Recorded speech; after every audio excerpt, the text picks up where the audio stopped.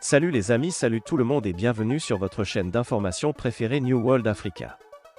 Ici vous avez le meilleur des informations africaines et même mondiales. Nous vous informons sur les domaines tels que les problèmes sociaux, politiques. Commencez, il conviendrait que vous vous abonnez et de mettre un pouce bleu à la vidéo si elle vous semble intéressante et surtout d'activer la cloche de notification pour ne plus manquer nos prochaines vidéos. L'échec de l'infiltration et de l'attaque d'une position Fama à Banamba avec l'interpellation d'un terroriste précurseur, membre d'un groupe de 04 terroristes. Le bilan de ces actions fait état de côté terroriste 12 terroristes neutralisés, 07 terroristes interpellés, 12 motos, des bidons d'essence et du matériel de guerre saisis côté Fama, 02 blessés légers. Fama sur le théâtre et de l'opération Maliko. Les opérations de routine de sécurisation des personnes et leurs biens, de même que la protection des forces, se sont poursuivies avec une attention particulière sur la région de Menaka et la zone de Gossi, dans laquelle localité les Fama ont réagi vigoureusement à des tirs de terroristes armés de mitrailleuses PKM et AK-47 suite à des menaces sur les populations civiles. Des vols de réassurance ont été conduites dans le secteur de Gao. L'interpellation du terroriste Hassan dit Abou Mokhtar, impliqué dans plusieurs attaques terroristes, notamment les 03 attaques contre les Fama à Tessi, de même que l'arrestation des suspects Mohamed Agmoa et Adama Genaba en possession de matériel de guerre 02 PKM 12 chargeurs et maillons garnis, y compris des habits, et une somme de 734 000 FCF sur le théâtre centre de l'opération Maliko. Un groupe tactique interarmes-TIA a réussi une percée dans le sanctuaire terroriste du cercle de Bankas sur l'axe Timissa-Ségue-Bankas avec la réduction d'éléments isolés et la récupération de 10 motos abandonnées par les terroristes.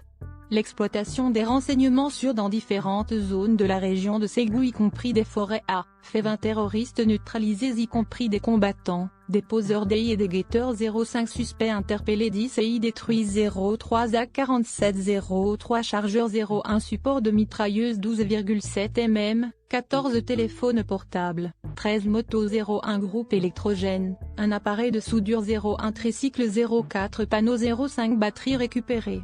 La base de l'A et un laboratoire d'EI dans la forêt de Diandia ont été détruits. Dans le cercle de Djenné, les Fama, dans la recherche de terroristes responsables des récentes exactions contre les populations, ont consolidé leur réorganisation dans la zone suite à la réaction contre la double attaque complexe d'engins explosifs improvisés EI, avec le bilan 04 morts au combat, 10 blessés et d'importants dégâts matériels. Les multiples accrochages à l'est de Djenné ont fait 04. dont zone neutralisée et 02 blessés à Niala, 15 terroristes neutralisés, 17 motos détruites et d'importants matériels militaires récupérés. 01 base terroriste entre Tiakobougou et Wa détruite dans la région de Douantsa. Sur la base de renseignement, des frappes aériennes ont ciblé 2 camps d'entraînement du terroriste Abou Mahama, suivi de ratissage des forces terrestres dans la forêt de Foulsre, secteur de Douna, faisant 29 terroristes neutralisés, dont 17 combattants et 12 jeunes recrues, y compris des enfants en formation. 30 terroristes blessés, dont certains très graves, acheminés en soins dans 2 localités sur la ligne frontalière.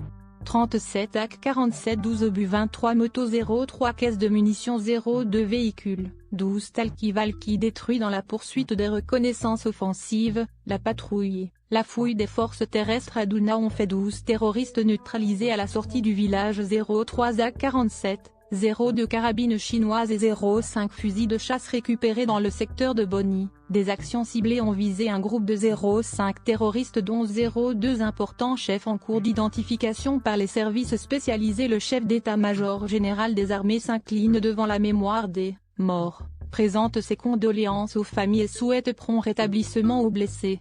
L'état-major général des armées rappelle que le respect des droits de l'homme et même que le droit international humanitaire reste une priorité dans la conduite de nos opérations. Bamako, le 18 mai 2022. Le directeur de l'information et des relations publiques des armées, colonel Marie